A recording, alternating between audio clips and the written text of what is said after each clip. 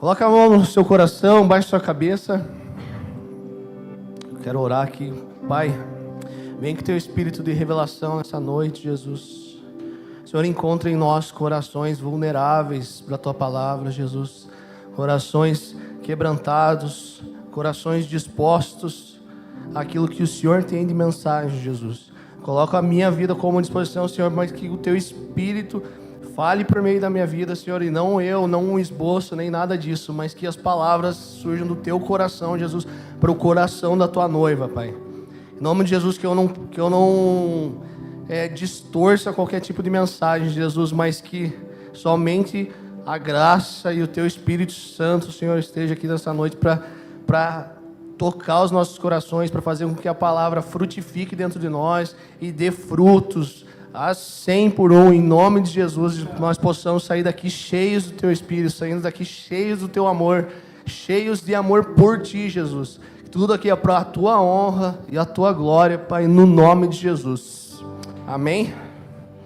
Tomar um cafezinho? O Vitão mandou muito bem. Água. Os caras já falam, meu Deus, cara louco. Meus amigos, o nome dessa mensagem é Esqueceram de Mim. Quem já assistiu esse filme famoso de Hollywood? Filmaço, bem sessão da tarde. Os pais esqueciam o filho na época do Natal, o filho ficava esquecido em casa e, como dizia toda a propaganda da sessão da tarde, vai rolar muita confusão.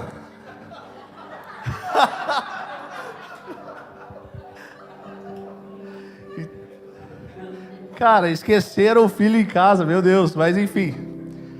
Cara, eu sou uma pessoa que perde muitas coisas, que esquece muitas coisas. Minha carteira mesmo, eu falei de manhã e até agora não achei. Faz umas 3 semanas que eu não sei onde está minha carteira. Graças a Deus tenho o cartão no celular pra gente fazer as compras, alguma coisa, e eu esqueço. Na hora do almoço eu fui comprar um negócio no mercado, tinha esquecido daí o celular. Daí lascou, eu tava no mercado, não tinha dinheiro, ainda bem que o Kevin tava junto e pediu um Pix pra conta dele. Não foi uma estratégia, foi esquecimento mesmo. Mas eu sempre esqueço, muitas vezes o celular e tal. Já perdi meu carro no estacionamento do Palladium aqui. Já saí apertando o alarme por tudo que é lugar e o carro estava em outro andar. Aí eu estava muito perdido. Mas amém, cara, coisas assim, é de boa, a gente perde coisas pequenas. Carro não é tão pequeno, mas também a gente acaba perdendo. Mas agora não sei quem aqui é do tempo, vou revelar um pouco aí, quem é um pouco mais velho igual eu, que já está com os cabelos caindo. E caindo não, né? Já caiu todos. Eu tô aqui igual quando eu cheguei aqui, o pessoal falou que eu tava parecendo um desodorante Rolon. Mas amém. São essas vergonhas que a Poema faz a gente passar, né? Um dia eu vou conseguir pregar de boné aqui, porque até agora os pastores não deixam, mas enfim. Quem é do tempo aqui, quando você passava no pedágio, recebia o cupomzinho e na parte de trás ainda tinha as fotos de algumas crianças desaparecidas, né? No intervalo da programação tinha lá, no final de algumas novelas. Quem era crente mais antigo que não podia assistir novela, não podia ter TV, então talvez não, mas no final da novela tinha lá, ó, crianças desaparecidas, e eu sempre ficava olhando lá, nossa, essa tá desaparecida já tem uns 20 anos, não deve ter nada a ver mais com a foto. Mas eu ficava bitolando desse jeito, assim, muito tempo. As crianças perdidas, desaparecidas. Em janeiro deste ano, eu trabalhei num projeto do governo do estado, né, a Operação Verão. Então, é uma operação que envolve vários órgãos, várias frentes do governo, polícias, bombeiros, Sanepar, Copel, enfim. Porque o fluxo de pessoas que se deslocam para o litoral é muito grande. E aí a cidade, o município, a estrutura do município não comporta. Então, tem que fazer uma operação especial para isso. E numa reunião que eu estava tendo de balanço com o pessoal, mostrando as questões dos números e tal, na semana entre Natal e Ano Novo e primeira semana de janeiro, né, essas 2 semanas, o segundo maior índice de ocorrências da polícia só perdia pela perturbação do sossego, que é festa, barulho alto. Então, o segundo maior índice era de crianças deixadas dentro dos carros em que os pais iam para a praia para curtir, pegar um sol, tomar uns goró lá. E esse número me chocou, assim, foi um número assustador. Eu falei, meu Deus do céu, cara, eu tô aqui numa sala com ar-condicionado, morrendo de calor, nesse calorão, nesse verão no litoral, e as crianças deixavam bebezinho e tal. dentro do carro, e aí o número de ocorrência era grande porque as pessoas olhavam ali dentro e faziam denúncia para a polícia, então era um número assustadoramente alto.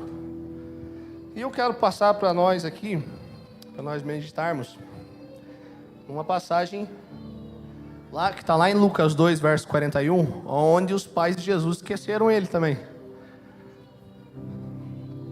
Esqueceram ele na festa de Páscoa. Então, abra sua Bíblia lá em Lucas 2, no versículo 41, por favor.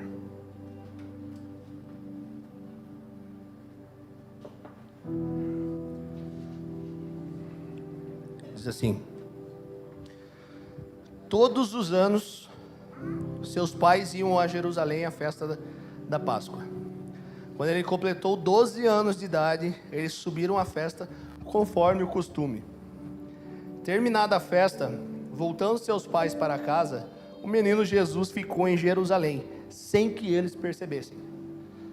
Pensando que ele estava entre os companheiros de viagem, caminharam o dia todo. Então começaram a procurá-lo entre os seus parentes e os seus conhecidos. Não o encontrando, voltaram para Jerusalém para procurá-lo. Depois de 3 dias, o encontraram no templo, sentado entre os mestres, ouvindo-os e fazendo perguntas. Todos os que o ouviam ficavam maravilhados com o seu entendimento e com as suas respostas. Quando seus pais o viram, ficaram perplexos. Sua mãe lhe disse: filho, por que você nos fez isso? Seu pai e eu estávamos aflitos à sua procura. Ele perguntou: por que vocês estavam me procurando? Não sabiam que eu deveria estar na casa do meu pai? O verso 49, na versão Almeida, está escrito assim: por que estavam me procurando? Não sabeis que me convém tratar dos negócios do meu pai? Então, cara, como que os pais de Jesus não perceberam que a criança foi perdida ali? Que eles simplesmente foram, seguiram, e o filho ficou para trás. Era uma responsabilidade deles. Só para contextualizar, Jerusalém, ela tinham 3 grandes festas que aconteciam em Jerusalém: a Páscoa, a maior delas, Pentecostes e a festa dos tabernáculos. E Jerusalém, ela já era uma cidade grande, cerca de mais ou menos 30 mil pessoas na época. E a Páscoa, por ser a maior festa dessas, alguns historiadores dizem que cerca de 150 mil pessoas passavam durante esses 3 dias de festa de Páscoa. Então a galera ia ali de caravana, ia de tudo quanto é cidade, tudo quanto é lugar. Iam, pegavam uma caravana do Silvio Santos lá e iam para a festa do carnaval. Então olha o tamanho da irresponsabilidade dos pais de Jesus. Eles vão para um lugar em que a população nessa festa é 5 vezes maior a população da cidade. Cara, eu não sei quantos aqui lembram, mas sei lá, eu quando era pequeno, minha mãe já foi comigo no centro. Ela segurava minha mão com tanta força que ficava roxo uns 3 dias, assim, porque ela não queria me perder no meio da 15. E eu sempre fui uma criança mais de boa. Teve uma vez que eu acabei entrando num ônibus errado, soltei dela, entrei no ônibus, porque eu achei que era o ônibus que ia pegar. E aí foi ela correndo atrás de um ônibus, uma situação bem constrangedora para ela. Eu não lembro nada disso. Mas então, pensa os pais de Jesus, cara, quando eles se dão conta, cadê ele? Não está aqui no nosso meio. A gente parou com o ônibus aqui no Graal, desceu para comer um pão de queijo ali, pagou R$ 49,90, subiu de volta, o motorista não fez o check-in, não conferiu quem desceu, quem subiu. E aí, cara, o que acontece? A hora que se deram conta, mas ele deve estar, ali a passagem diz, ele deve estar com os outros, viu que ele não estava com os outros do bando. Então Jesus deve estar com os amigos dele no ônibus da Cometa ali atrás. Então não tem problema. Chegaram lá na cidade, chegaram lá em Nazaré, aí desceram todo mundo que tinha ido com a caravana, igual o Silvio Santos. Você veio da caravana de onde? De Nazaré. Quem veio com a caravana de Nazaré, chegou lá e tal, desceu, não tinha ninguém. Não, Jesus não estava no meio dessa galera, todas criançadas lá. Você não estava junto com Jesus? Jesus não estava com vocês? Não, Jesus nem via, nem estava no meu ônibus, eu estava aqui nós, brincando de Uno aqui. E aí, acabou que eles se deram conta de que, cara, realmente nós deixamos Jesus para trás. E aí, o que eles tiveram que fazer? Voltar para Jerusalém. Voltaram para Jerusalém. E depois de 3 dias eles encontram Jesus falando: não sabia que eu devia estar cuidando dos negócios do meu pai? Quando a Bíblia fala esses negócios, fala de obras, fala de uma construção. Então Jesus está falando ali sobre os negócios do meu pai, ele está falando sobre buscar em primeiro lugar o reino dos céus, o reino de Deus. Então, o que tem ocupado os nossos dias hoje? O que tem ocupado as nossas mentes? Nós estamos preocupados com os nossos negócios, com as nossas vontades, ou preocupados com os negócios do Pai, com o reino de Deus? Hoje a gente vive um mundo onde tem muitas pessoas pregando aí os gurus de internet de você ganhar 1 milhão assistindo TikTok, ganhando dólar, você jogar no robozinho lá, para você, no joguinho do celular, para que você vá apostando, aumentando e assim por diante, e você conquistar um primeiro milhão de uma forma rápida, de uma forma fácil. Cara, sem fazer esforço nenhum, né? Mas quais negócios eu estou cuidando? Isso realmente vem de Deus, cara? Isso realmente é um negócio que glorifica o reino de Deus? Qual que é o propósito disso? Qual é o propósito daquilo que eu estou fazendo? Quando a gente tem um entendimento desse propósito, o entendimento de que nós entregamos a nossa vida para Jesus, isso fala de tudo, não fala de uma parte só da nossa vida, mas fala da vida como um todo, a gente não pode mais ter uma mentalidade simplesmente terrena aqui de que, eu sou mais um funcionário de uma empresa. Não, nós representamos Jesus naquele lugar. Você não pode ter uma mentalidade de que você é só mais um empresário numa cidade. Você e tua empresa refletem Jesus naquela cidade, naquele local, naquele serviço que você está prestando. Então, você não pensa mais que agora eu estou ganhando mais dinheiro, beleza, está tudo belezinha, tudo tranquilo, como o Dor falou. Mas eu entendo que, cara, Jesus está me dando a permissão de administrar um pouco mais aquilo que já é dele. Porque nada é nosso quando a gente entende que a gente entrega toda a nossa vida para Jesus. Quando a gente entende isso, que nem o Eduardo comentou aqui, o dinheiro não é mais um fim, mas ele é um meio para que um propósito se cumpra. Assim como professor, aluno e outras diversas profissões, diversas vocações que a gente tem no dia a dia. Então, enquanto a gente não tratar os negócios nossos, as nossas obras como prioridade, as obras do reino como prioridade, o inferno ele avança todos os dias. Então, os nossos dons, a nossa vida, todas as nossas habilidades, ela tem que servir ao reino. E eu não estou falando de servir ao reino, de servir a igreja física aqui. Que nem eu falei ali, cara, você está na sua empresa, você representa o reino de Deus. Então, depois de 3 dias, eles encontram Jesus lá. Imagina a aflição, o terror deles de ter perdido Jesus e ficar 3 dias procurando. Tem alguma semelhança? De mais alguém ficou 3 dias sem Jesus? Toda aquela humanidade, toda aquela galera, quando Jesus foi crucificado, o caminho de Emaús nos mostra isso, aqueles 2 lá que eles estavam completamente aflitos, desolados, desiludidos, pensando, cara, este que nós pensávamos ser o Messias, o Salvador, ele morreu. Vocês não estão sabendo disso? Então foram 3 dias sem Jesus, de aflição, de perturbação, de desespero. Mas como nós cantamos aqui agora pela manhã, mas ao 3º dia, Jesus ressuscitou. Amém? Glória a Deus por isso. Estão felizes? Então, depois de 3 dias, eles acharam Jesus no templo. Aí está um lugar onde a gente precisa habitar. No Antigo Testamento, o templo, assim como algumas casas, tabernáculos, algumas tendas, eram locais construídos para que a presença de Deus habitasse. Mas na Nova Aliança, depois de Jesus, qual que é esse templo? Qual que é esse lugar? Eu e você. Ou seja, Mateus 6,6, fechar o nosso quarto, lá a porta do nosso quarto, buscar Jesus em secreto, a gente tem um contato com a presença de Deus o tempo todo, porque a presença de Jesus está dentro de nós. Amém? Então, cara, a gente não pode de forma alguma negociar o nosso secreto. A gente não pode abrir esse tipo de concessão. A nossa vida, ela tem que refletir isso. O nosso culto aqui tem que atrair a presença de Deus. De nada adianta nós vimos aqui, de domingo a domingo, se Jesus não for encontrado nesse templo e nesse templo aqui, que somos nós. Amém? Estão entendendo? Um contexto nessa época, isso tudo estava acontecendo e Jesus tinha 12 anos.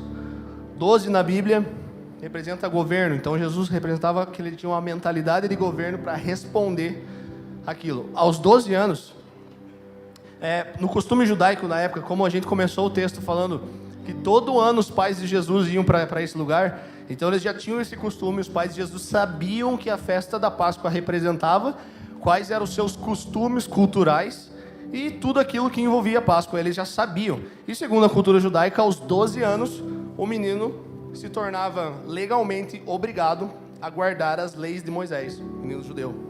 Então, a partir desse período, a criança, ela passava a ser treinada dentro da lei, aprendia a jejuar, participava das reuniões, participava dessas festas em Jerusalém. Ou seja, com 12 anos o menino debutava. Hoje a gente tem a festa de 15 anos, né? Jesus tinha 12 anos debutando. Ele era oficialmente reconhecido como um homem judeu, debaixo da lei, responsável por guardar as obrigações, e aprendia uma profissão, em que geralmente as crianças seguiam ali uma profissão do pai. Jesus virou carpinteiro, né? José era carpinteiro, então seguiu a profissão do pai. Só que Jesus já sabia quem ele era. E você imagina como estava o coração de Jesus, sabendo que ele tinha completado 12 anos, e o quão ansioso ele estava. Por quê? Os judeus, eles ansiavam por essa festa, eles ansiavam todas as vezes que eles estavam indo para as sinagogas, para os templos, porque aquele lugar era o lugar da presença de Deus. Então você imagina Jesus com 12 anos, indo pela primeira vez ao lugar que era o símbolo da presença de Deus. E por isso que, por saber quem ele era, Jesus vai e responde a José e Maria, falando: vocês não sabiam que eu tinha que cuidar dos negócios do meu pai? Isso é muito forte. Isso é muito forte, porque Jesus, já sabendo quem ele era, ele sabia que, segundo aquela lei, segundo o costume, ele já devia estar cuidando das coisas do pai. Então ele começa a participar de um processo que era necessário que todos os jovens de 12 anos participassem. Então Jesus, ele estava no lugar certo. Ele estava no lugar onde ele tinha que estar, como todos os meninos da sua idade, e ali eles começavam a ser fundamentados na palavra. Então isso nos diz o quê? O que isso nos ensina? Que José e Maria, eles não perderam Jesus. Eles se perderam de Jesus. Porque Jesus, ele está sempre onde ele tem que estar. Amém? E essa foi a última menção de José na Bíblia. Depois dessa passagem, só Maria é mencionada, né, durante a vida de Jesus. Alguns historiadores dizem que ele morreu pouco tempo depois.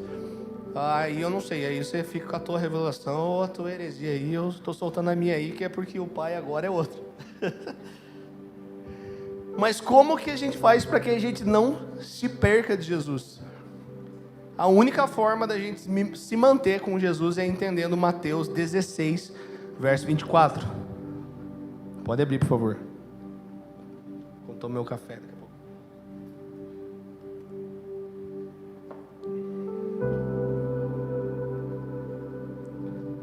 Nossa, Vitão, bom demais. Mateus 16, 24. Então Jesus disse aos seus discípulos: se alguém quiser acompanhar-me, negue-se a si mesmo, tome a sua cruz e siga-me. Pois quem quiser salvar a sua vida a perderá, mas quem perder a sua vida por minha causa a encontrará. Então a chave aqui é o negue-se a si mesmo. Hoje tem inúmeras coisas que nós estamos deixando de ter prazer, ou seja, negando nós mesmos, para que a gente tenha prazer em inúmeras coisas do reino dos céus. Muitas coisas que nós não tivemos acesso antes. Se antes a gente tinha prazer nas drogas, nas bebidas, hoje a gente chapa na presença de Deus, como dizia o Xandão do bar de Jeremias: estou como um bêbado na sua presença. Aos maridos, se antes tinha prazer numa prostituição, numa pornografia, hoje eu me esforço para conquistar todos os dias a mesma mulher e desfrutar do presente que é o casamento.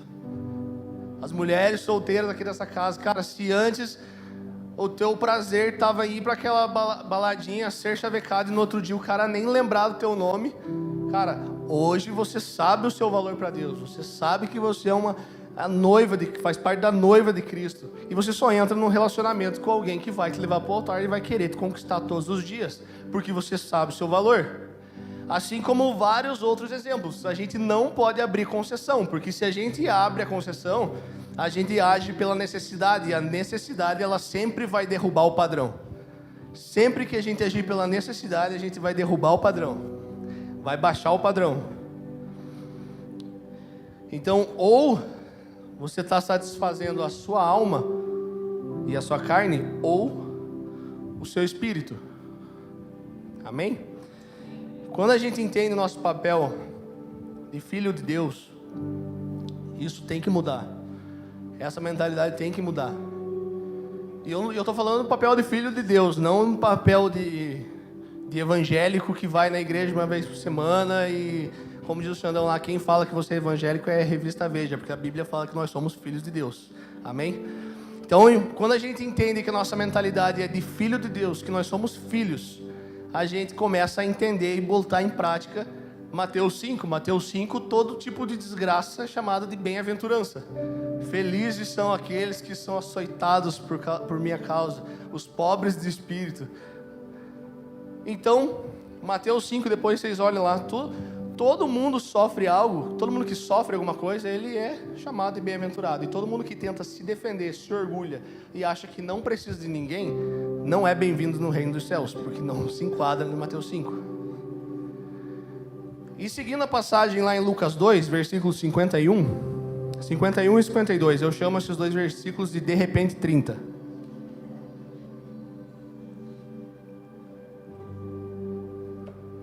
Isso porque esses dois versículos resumem 18 anos da vida de Jesus. A partir daí, Jesus vem com 30 anos começando seu ministério. Então, esses versículos resumem a fundamentação, o processo de fundamento, todo o processo de Jesus até o já de Deus. Então, Lucas 2,51 diz assim: então voltou com os pais para Nazaré, e lhes era obediente. Sua mãe guardava todas essas coisas no coração. Jesus crescia em sabedoria, em estatura e no favor de Deus e das pessoas. Então, como o Jonão pregou aqui pouco tempo atrás, que nós não estamos habilitados a ensinar, a derramar em alguém, se nós não temos a humildade de sentar para aprender. Jesus, que era Deus, passou 18 anos nesse processo, como todas as crianças ali de 12 anos tinham que passar. E quem somos nós para acharmos no direito de não sentar para aprender, para não ser fundamentado? Então, os fundamentos, eles sempre fizeram e sempre vão fazer parte do processo de Deus. Todo mundo aqui já foi fundamentado, é fundamentado em algumas áreas da vida. Se a gente pegar exemplos aqui, torcedores do Atlético, do Coritiba, do Paraná, muitas vezes, eu torço para esse time porque meu pai torcia, porque minha mãe torcia, e a gente foi herdando isso de família em família, então fui sendo fundamentado nisso. Os paranistas, que têm 20 anos, 25 anos para menos, foram muito fundamentados, porque provavelmente não viram nada do time, mas ainda assim torcem para o Paraná. Glória a Deus pelos paranistas. Tem algum paranista aqui? Não tem, ó. De manhã tinha. Ó, o Kevão ali, né? É mentiroso. Então, cara, depende, sei lá, gostar de churrasco, gostar de sushi, açaí, sei lá, qualquer coisa, ou o gordo pensando só nas comidas. Isso vem de uma tradição, isso vem de um fundamento da família. Muitos aqui seguiram as mesmas profissões do pai, da mãe, ou muitas vezes um professor na escola foi um influenciador, foi alguém que te fundamentou para você seguir uma área. Então a gente sempre é fundamentado, e muitas vezes essa fundamentação forma a nossa identidade cultural, né? De uma forma, sei lá, por osmose. Então é a cultura do brasileiro. Então a gente já tem essa cultura do brasileiro e algumas culturas malditas nisso, né? Como a do jeitinho brasileiro. Mas tem um fundamento, um único fundamento que todo mundo deve construir identidade, que é Cristo. As pessoas, elas estão olhando para nós o tempo todo. Eu não sei você, mas eu já tive vários exemplos de dias que eu acordei com a pá virada no meu trabalho, estava estressado e, sei lá, respondi alguém, fui meio ríspido com alguém, falava assim: nossa, você não é evangélico? Falei, mano, o Otávio mesmo, coitado, o Otávio lá, cara, o Otávio falou que o teu chefe dele às vezes fica pra frente: ô evangélico, vem cá. Então, cara, o tempo todo nós estamos sendo observados, nós temos que ser exemplo. E, cara, nada compromete mais a pregação do evangelho do que a incoerência daquilo que a gente prega com aquilo que a gente vive. Então, como que eu vou pregar o evangelho no meu trabalho se eu faço algumas falcatruas lá, se eu chego atrasado, se eu não faço minhas coisas direito, se eu deixo as coisas para a última hora para poder me atrasar com calma? Eu sempre fazia isso, não faço mais.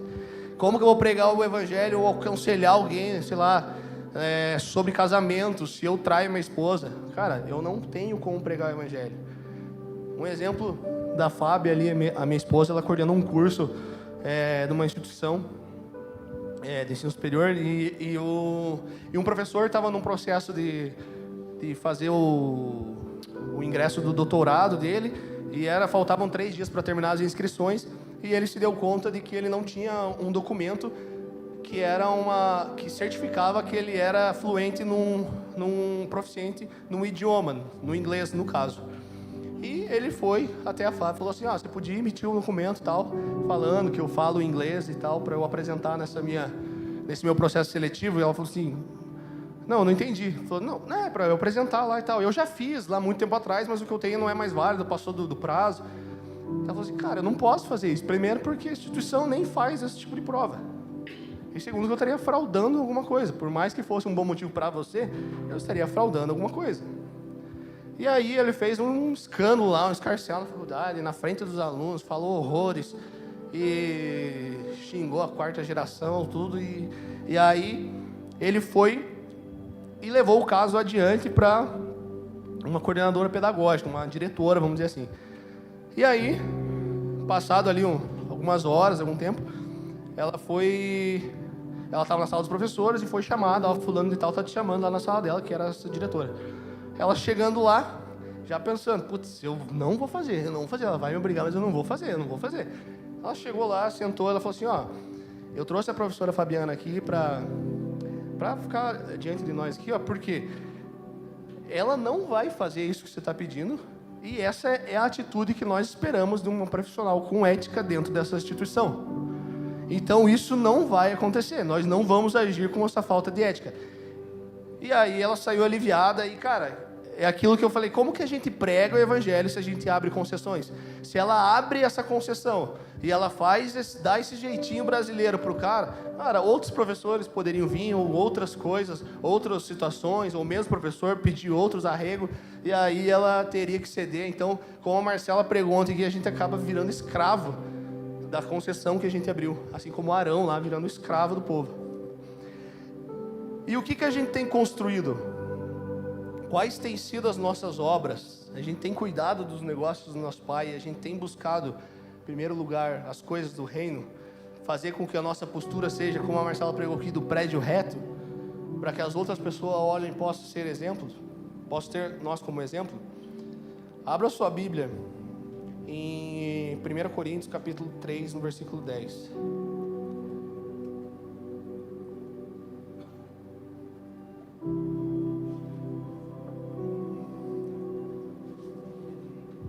Essa passagem fala das nossas obras, dos negócios que nós estamos cuidando aqui, sendo expostas ao fogo que representa a presença de Deus. Então o versículo 10 diz assim: conforme a graça de Deus que me foi concedida, eu, como sábio construtor, lancei o alicerce, ou seja, o fundamento, e outro está construindo sobre ele. Contudo, veja como cada um constrói, porque ninguém pode colocar outro alicerce além do que já foi posto, que é Jesus Cristo. Se alguém constrói sobre esse alicerce usando ouro, prata, pedras preciosas, madeira, feno ou palha, sua obra será mostrada, porque o dia do Senhor trará a luz, pois será revelada pelo fogo, que provará a qualidade da obra de cada um. Se o que alguém construiu permanecer, esse receberá a recompensa. Se o que alguém construiu queimar, esse sofrerá um prejuízo. Contudo, será salvo, olha a graça, como alguém que escapa através do fogo. Então aqui está falando, a salvação está falando como algo de graça, de fato. Mas como eu viverei a minha eternidade, está falando qual vai ser a minha resposta a essa salvação. Isso está falando de obras, está falando de construir para o reino de Deus. Então Paulo, ele lançou o alicerce, ou seja, a fundamentação, que é Cristo. E ele fala que outros foram construindo, e isso fala de uma paternidade espiritual. Pessoas que já construíram, pessoas que levaram a sua vida inteira, gastaram a sua vida com Jesus, para que hoje a gente pudesse estar aqui fazendo um culto num barracão. Hoje nós somos uma geração muito privilegiada, hoje a gente tem acesso a muita coisa, a gente tem o celular, o iPad, a internet ali para a gente pesquisar várias coisas a respeito de Jesus, essas bíblias de estudo, mas lá atrás não tinha, lá atrás a galera ia na foice abrindo o caminho, e é isso, a gente precisa sempre honrar. Então, o alicerce é Cristo, mas a nossa construção baseada no alicerce, ela demora para ser construída. Por exemplo, o bambu, não sei quantos aqui sabem, mas o bambu ele pode levar 5 anos para crescer somente a parte de baixo da terra, criando raízes extremamente profundas, para que de repente surja ali um brotinho e em pouquíssimo tempo ele pode atingir 25 metros de altura. E o alicerce, ele não recebe aplauso. Você pode passar na frente de uma construção e ver uns tapumes lá, uma coisa que será que vai sair aqui? O que vai sair? Ele não recebe aplauso. A gente não vê um prédio bonito, todo iluminado, coisa linda assim, só que no alicerce. O que acontece? No alicerce, quem está vendo o trabalho sendo feito? O construtor, o engenheiro. Então, como que a gente vai construindo o nosso alicerce? Baseado em Jesus, relacionamento, Mateus 6,6. Só Jesus está vendo, só o construtor está vendo como nós faremos nossas obras. E esse texto de 1 Coríntios mostra 2 tipos de pessoas na construção das obras. Versículo 12 e versículo 13. E obra aqui tem a mesma tradução de negócios, como eu falei lá em cima. Jesus cuidando dos negócios do Pai. Então, quando Jesus atinge a idade para cuidar dos negócios, ele começa a construir sobre um fundamento.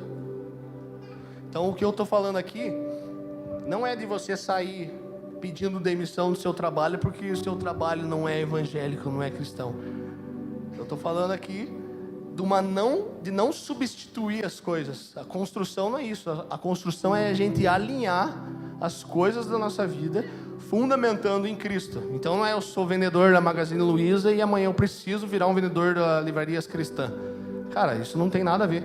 Muitas vezes você é o único cristão no teu trabalho, você está orando para Jesus, falando, Jesus, eu sou o único cristão aqui. Ai, me tira daqui, eu quero no outro lugar. Mano, não é isso. Se você é o único cristão lá, é porque Jesus quer que você represente Ele lá. Amém? Então preste atenção aqui desses 2 tipos de pessoas que estão sendo construídas sobre o fundamento. Vale frisar bastante isso, porque tanto um tipo de pessoa quanto o outro, ele mostra que estão construindo sobre o fundamento, que é Cristo. Então, o primeiro grupo de pessoas fala de madeira, feno e palha.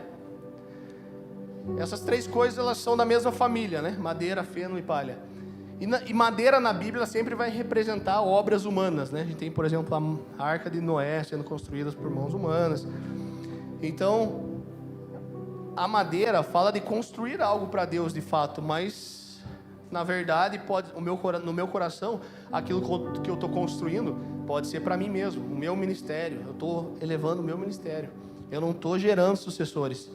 Então cuidado com você construir uma vida autossuficiente, uma vida em que você acha que você tem um bom emprego, ganha bem, tem o seu carro, tem a sua casa, que você não precisa de ninguém na sua vida mais.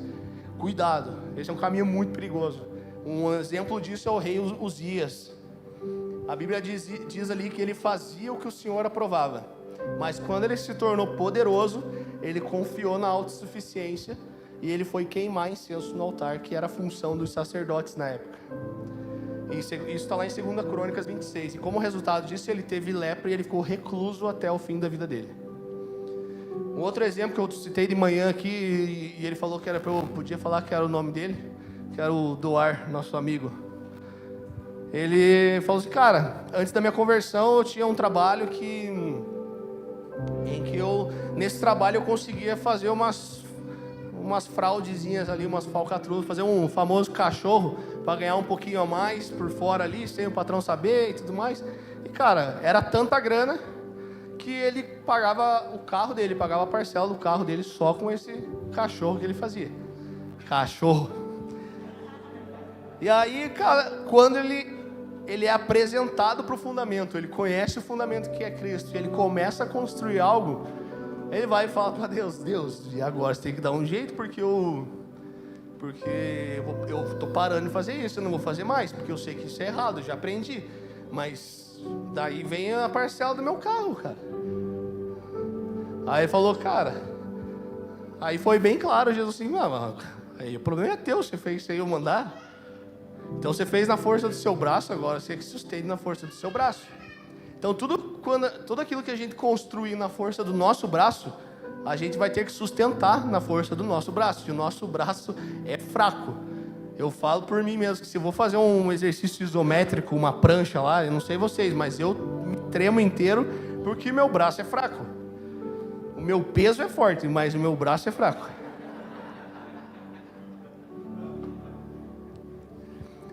E o outro grupo de pessoas fala da construção usando ouro, prata e pedras preciosas. Quando a Bíblia fala disso, a Bíblia está falando da mão de Deus na construção. São homens e mulheres mergulhados, buscando a santidade, buscando se abster de prazeres do mundo, prazeres que são contrários da palavra, prazeres que são contrários do reino de Deus, amando mais o fundamento do que a própria obra, Jesus mais do que tudo. E as obras de ouro falam de homens e mulheres que não abrem concessões, que não negociam o seu sacerdócio, que não negociam o seu relacionamento, não negociam essa intimidade com Jesus.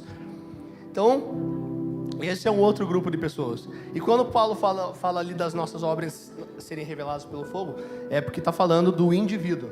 Ou seja, nós nos colocaremos diante do fogo, e o fogo da presença de Deus expõe aquilo que nós estamos construindo. Ou seja, quando eu estou me expondo ao fogo da presença, eu estou me expondo para Deus, me tornando vulnerável para Deus, eu estou deixando que Ele queime tudo em mim e sobre só o que Ele queira.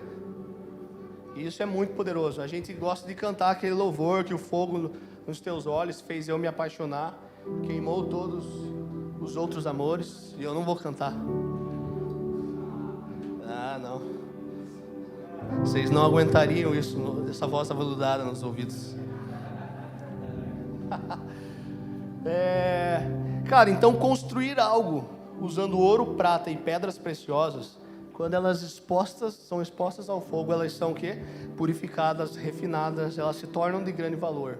Então essas obras farão, a Bíblia diz ali no versículo 14, que Deus recompensará aquele que o fogo não queimar e não destruir.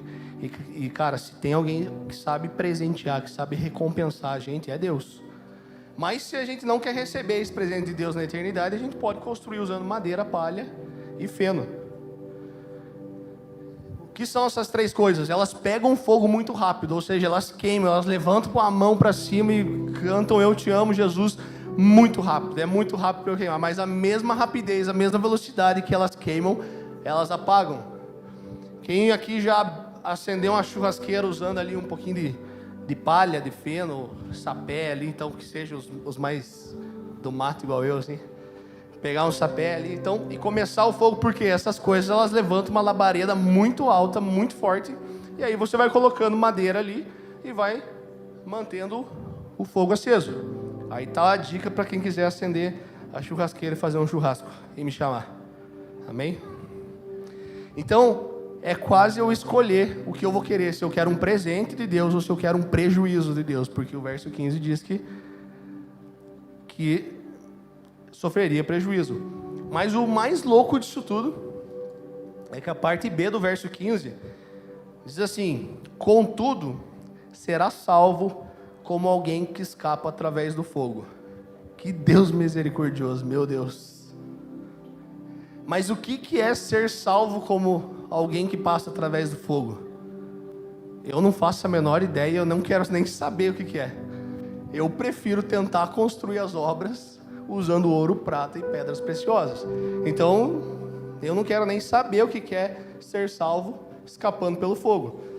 E o que isso representa? Se ele está falando que mesmo construindo sobre madeira, palha e feno serão salvas também como fogo, ele está falando de pessoas salvas. Pessoas salvas poderão também sofrer danos, sofrer prejuízos na eternidade. Então, meu amigo, não tem esse papo de graça barata e graça manca, que você pode fazer tudo o que você quiser, porque os seus pecados já foram pagos lá na cruz. E sim, Jesus já pagou nossos pecados. A graça nos colocou para dentro, nos salvou. Mas aqui a gente está falando de obras, está falando de como nós respondemos à graça de Jesus. A graça é barata para mim e para você, mas para Jesus custou muito, custou o sangue, custou tudo. Então a graça me apresenta o fundamento. Agora, construir sobre esse fundamento, aí fala de mim, fala de governo, fala da minha vida. Então, o convite para nós é o que, para quem nós estamos fazendo? Nós estamos fazendo a obra para Deus ou fazendo a obra de Deus sem o Deus da obra?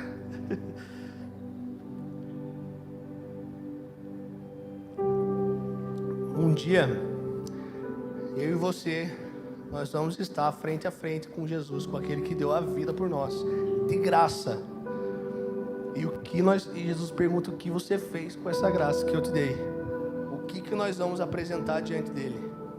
É muita gente hoje querendo ser visto, querendo ser lembrado, querendo ser notado, mas se recusa a passar pelo processo.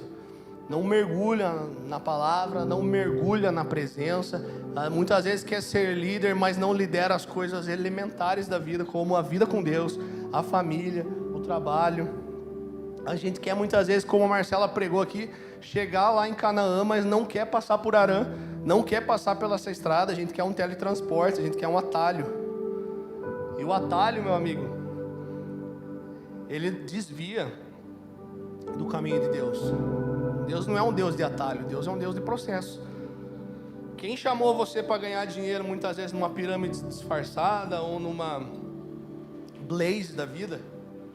Eu estou falando o nome mesmo aqui. Nossa live não vai atingir milhões de pessoas, não vou ser processado. Quem chamou você para ganhar dinheiro nesse tipo de jogo, mano, não é um enviado de Deus, é um enviado do diabo para sua vida. Então, por isso a importância de andar na família espiritual, cara. Por isso de ter uma família espiritual como um parapeito, como já foi falado aqui. Existem hoje dois tipos de pessoas: as pessoas que elas aproximam você de Deus e as pessoas que afastam você de Deus. Nós queremos ser, em nome de Jesus, as pessoas que te aproximam de Deus. Por isso a gente bate tanto na tecla de GC, bate tanto na tecla de ter mesa, de ter relacionamento, de praticar a vida na vida, de ser sincero, de achar um ambiente seguro, encontrar um ambiente seguro num GC. Então a família espiritual tem confronto sim, mas a família espiritual ela vai te impulsionar para que você siga o caminho do teu propósito. E todo caminho que desvia da cruz é um atalho, e todo atalho é do diabo, não é de Jesus. Então, para eu construir algo de valor para Jesus, algo de valor para o reino de Deus, fala muito do governo meu sobre a própria vida, fala muito do meu posicionamento, fala muito da minha resposta. Esse mesmo louvor ali fala que nós nos tornamos responsáveis, que a chama não iria se apagar. Isso fala do governo nosso, fala de eu me tornar um responsável daquilo que Jesus está querendo fazer através da minha vida. Então não dá para a gente ficar triste, para a gente ficar para baixo, para a gente ficar aí cabisbaixo nos cantos, se Jesus já mandou a gente fazer uma coisa e a gente foi lá e fez o contrário. E a gente fica lá: ai, Jesus, por que as coisas não estão dando certo? Jesus às vezes fala: cara, mas eu já te falei para fazer isso. Você está procurando, o tempo está passando e você está procurando um atalho. Isso fala muito do posicionamento, fala de uma decisão. A gente precisa decidir adorar a Deus. Adorar a Deus não fala de cantar o louvor aqui. Adorar a Deus não fala só de eu ofertar, de eu dizimar. Cara, adorar a Deus fala de eu entregar a minha vida por completo para Jesus. Por completo, toda a minha vida. todos os meus passos, todo o meu trabalho, todo o meu dom, tudo aquilo que eu tenho e tudo aquilo que eu sou, elas têm que servir para adorar a Deus. Então a gente tem uma frase que é muito comum hoje aqui, assim, cada um tem a mulher que merece mesmo, cada um tem o marido que merece. Está amarrado, está repreendido, porque cada um tem a mulher que constrói, cada um tem o homem que constrói. Se constrói junto, constrói fundamentado, constrói na base em que Cristo é o fundamento, cara, só pra cima. Amém? Tá meio pesadinho, né?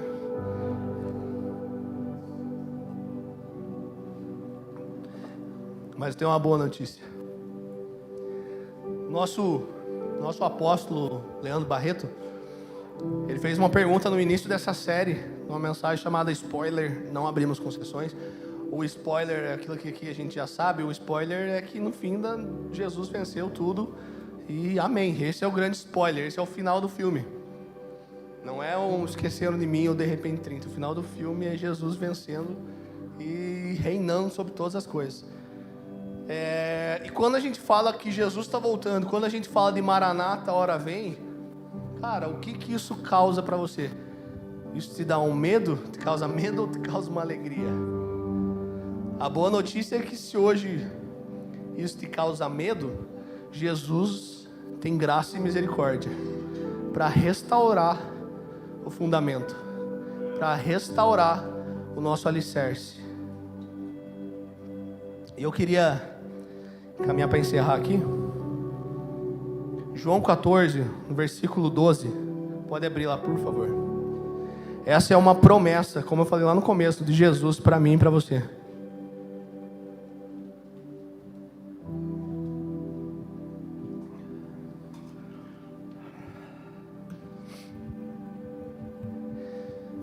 Diz assim: digo-lhes a verdade, aquele que crê em mim fará também as obras que eu tenho realizado. Fará coisas ainda maiores do que esta, porque eu estou indo para o Pai. Nos versos 16 e 17, diz assim: e eu pedirei ao Pai, e Ele lhe dará outro. Quando fala outro, fala de um exatamente igual a Cristo. Lhe dará um outro conselheiro, para estar com vocês para sempre. O Espírito da verdade, o mundo não pode recebê-lo, porque não o vê e nem o conhece. Mas vocês o conhecem, pois ele vive com vocês e estará em vocês. Aleluia. Então olha como termina o texto de 1 Coríntios 3.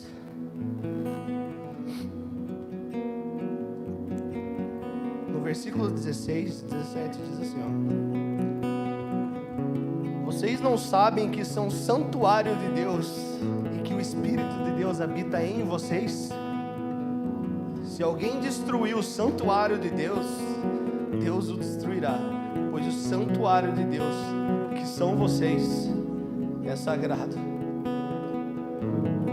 Jesus, ele é tão correto, tão justo, é o único justo, o único merecedor, o único digno, que ele deixa o Espírito Santo, que é ele, que é Deus, em nós, e ainda assim ele pede licença.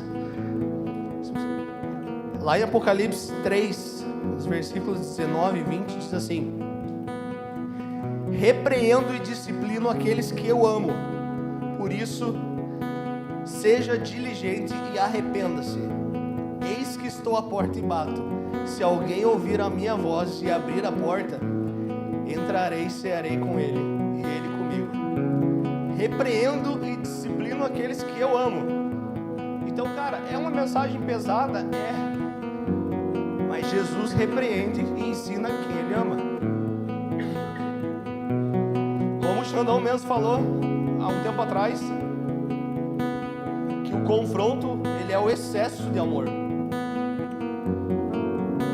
Uma família espiritual, você vai encontrar confronto, você vai encontrar muitas vezes esse excesso de amor, porque uma família espiritual, ela vai te impulsionar rumo ao propósito que é Cristo.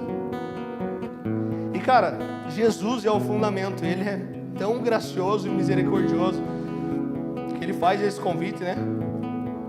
E se a gente deixar Ele entrar, Ele ceará com a gente, assim como o Senhor com aqueles 2 jovens no caminho de Emaús. Como eu falei, eles estavam vindo depressivos, aflitos, desolados naquele caminho. Jesus entra do lado deles ali e começa a conversar e explicar e mostrar onde todas as profecias da Bíblia apontavam para a morte e a ressurreição de Cristo. E quando chegaram lá, os discípulos convidaram Jesus para entrar. E quando eles começam a ceiar, Jesus parte o pão e os olhos deles são abertos.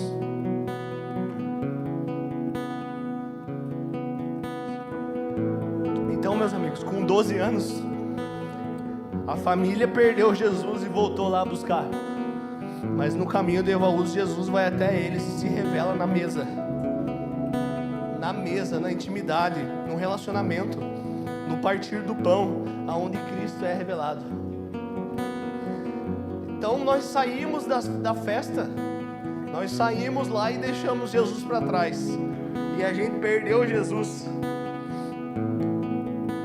E aonde que Ele está? Ele está no templo. E o que a gente acabou de ler em 1 Coríntios? Que eu e você, nós somos o templo do Espírito Santo. Então, se você perdeu Jesus, Ele está aí dentro. Nós precisamos voltar a buscar, voltar a se relacionar, voltar a clamar por Jesus, voltar a orar, voltar a ter intimidade, voltar a queimar, nos apresentarmos para esse fogo da presença. Nós precisamos voltar a ser sensível à voz do Espírito Santo. Nós precisamos voltar ao nosso amado. Nós precisamos fechar todas as brechas da nossa vida. Porque como eu falei, cara, o diabo vai pelas brechas, mas Jesus bate na porta. Então precisamos fechar as brechas, fechar as portas escancaradas da concessão, sair daquilo que impede você de construir as obras usando ouro, prata e pedras preciosas. E abra a porta, meu amigo, para Jesus. Abre a porta para Jesus, que Ele se revela na mesa, Ele se revela num relacionamento. Eu quero encerrar com Romanos 8:11, que diz assim: e se o Espírito daquele que ressuscitou Jesus dentre os mortos habita em vocês, aquele que ressuscitou a Cristo dentre os mortos também dará vida aos seus corpos mortais por meio do seu Espírito que habita em vocês. Então nós esquecemos Jesus, esqueceram de mim, Jesus falando, cara, Ele está aí dentro de você. Volte a buscar, volte a buscar. Fica de pé para nós, para parecer que está acabando. Cara, quando nós nos apresentamos ao fogo, a gente deixa com que Jesus exponha e para que sobre aquilo que Jesus quer fazer.